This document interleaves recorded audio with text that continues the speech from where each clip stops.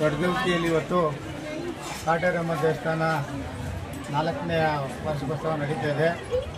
ಇದು ಮೊದಲನೇ ವಾರ್ಷಿಕೋತ್ಸವಕ್ಕೆ ನಾವು ಬಂದಾಗ ಇಲ್ಲಿ ಏನು ಒಂದು ಡೆವಲಪ್ಮೆಂಟ್ ಇರಲಿಲ್ಲ. ಈಗ ಬಂದಾಗ ಭಾಳ ಖುಷಿ ಆಗ್ತಾ ಇದೆ.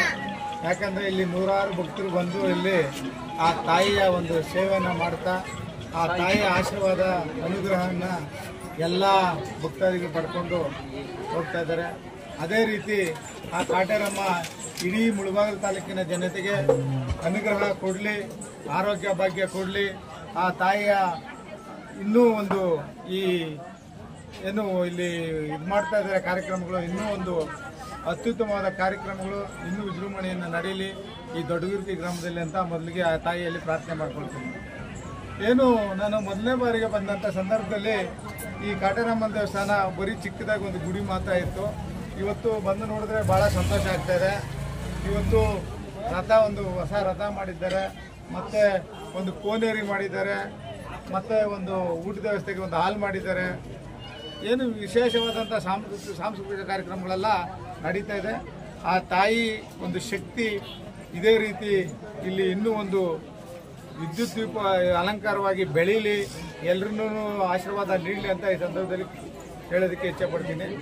ಏನು ಇವತ್ತು ನಮ್ಮ ರೆಡ್ಡಿಯವರ ಒಂದು ನೇತೃತ್ವದಲ್ಲಿ ಮತ್ತು ಅವರ ಊರಿನ ಒಂದು ಎಲ್ಲರ ಒಂದು ಸಹಾಯದಿಂದ ಈ ಒಂದು ಕಾರ್ಯಕ್ರಮ ಭಾಳ ಯಶಸ್ವಿಯಾಗಿ ನಡೀತಾ ಇದೆ. ಆ ತಾಯಿ ಅವರಿಗೆ ಇದೇ ರೀತಿ ನಡೆಸೋವಂಥ ಶಕ್ತಿ ಕೊಡಲಿ ಅಂತ ಈ ಸಂದರ್ಭದಲ್ಲಿ ಹೇಳೋದಕ್ಕೆ ಇಷ್ಟಪಡ್ತೀನಿ. ಏನು ಇವತ್ತು ಎಲ್ಲ ನಮ್ಮ ಮಾಧ್ಯಮಿಕರು ಬಂದಿದ್ದಾರೆ, ಏನು ನಮ್ಮ ಸೇವೆ ಮಾಡ್ತಾ ಇದ್ದಾರೆ ಅಂತ ಎಲ್ಲರೂ ಹೇಳ್ತಾ ಇದ್ದಾರೆ. ಇದೇ ರೀತಿ ಸೇವೆ ಮಾಡೋದಕ್ಕೆ ಆ ತಾಯಿ ಅನುಗ್ರಹ ನೀಡಲಿ.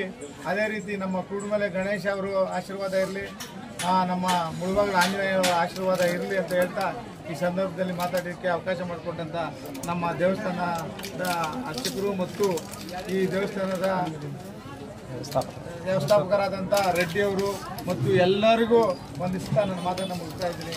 ಆ ಕಾಟೇರಮ್ಮ ಎಲ್ರಿಗೂ ಒಳ್ಳೇದು ಮಾಡಲಿ, ಮುಳಬಾಗಿಲಿನ ಜನತೆಗೆ ಆರೋಗ್ಯ ಐಶ್ವರ್ಯ ಎಲ್ಲ ಕೊಡಲಿ ಅಂತ ಮತ್ತೊಮ್ಮೆ ಹೇಳ್ತಾ ನನ್ನ ಮಾತನ್ನು ಮುಗಿಸ್ತಾ ಇದ್ದೀನಿ.